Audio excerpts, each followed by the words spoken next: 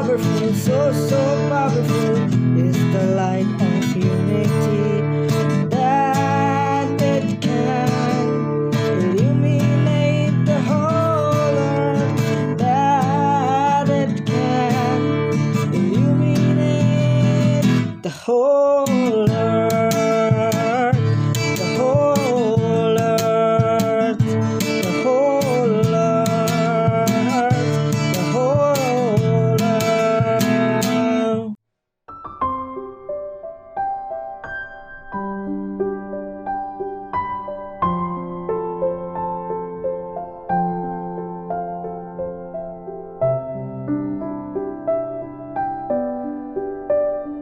Hello friends, welcome to the 15th session of this wonderful course. We are going to discuss about united action. But before that, let's have a quick recap of what we discussed in the past few sessions. As you remember, we discussed about unity of purpose and unity of action. We took the example of a human body where all the parts are working in such a close collaboration with each other, harmonious activity together. If you want to carry out any single action of, say, eating or walking or writing, a number of organs of the body, which are so different in the shape and function and size and the place, they work together to make that happen. And this is true with every function of the human body. There is no competition among the different members of the human body. And the reason is that they all have a common purpose. That is the well-being of the person. So we see that if we want to create environments of unity based on diversity, the first thing we have to do is really to bring a common purpose to everybody. And this is possible when everybody talks to each other, when everybody discusses, when everybody shares their ideas and come up with a common purpose. Of course, sometimes there are differences, then we have to learn how to harmonize them, and if necessary, then we also have to give up some of the purposes that may be in the minds of the individual members. But then after the purpose is united, the vision also should become one. For example, what we want to achieve, say in 5 years from now or 10 years from now. Because that is the path that we have to walk together. So once the unity of purpose and vision are achieved, then should come the unity of thought. Because it is finally the thought that will be translated into action. And we had some wonderful activities together. But all these unity of purpose, unity of vision, unity of thought, they are fruitless if they are not put into action.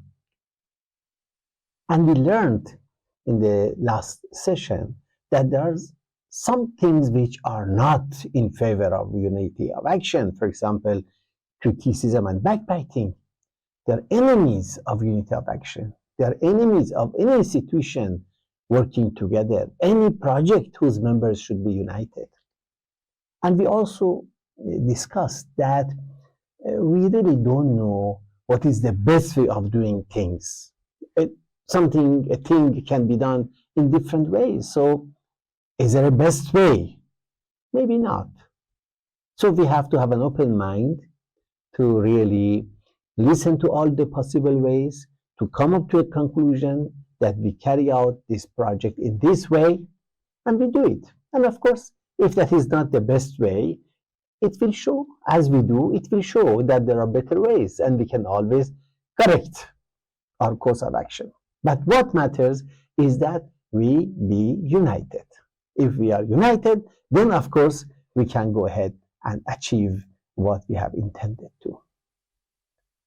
So in this session, we are going to focus our discussion on united action. Actually, unity means collective action. Unity in action is very different from unity that is achieved in inactivity, doing nothing. Or we can be united by doing nothing. When individuals are not working together, when they are not trying to overcome great challenges together, they can often come to some sort of unity by simply avoiding conflicts or disagreements. But this is a low level of unity, and it will of course break under the pressure of collective action. Lots of tests and challenges come when we want to work together. So community action is the best platform to develop the attributes of a builder of unity. Now, you are asked here to create for yourself an action plan to help a group or an entire community to start a project and bring it to a successful conclusion. I'm sure you all will be very much interested to do this because that is where you can build your capability. But first, think about some of the dangers that you must avoid when you are engaging in the community action. You remember when we were discussing the capability of promoting rectitude of conduct, uprightness? We pointed out two traps. One was arrogance, and second was self-righteousness. Now, these two traps are also here before us when we want to carry out a community action. So, do an activity that is explained here in your study material about these two traps. The activity is called Beware of Your Ego. So powerful, so powerful is the light of unity. So powerful, so powerful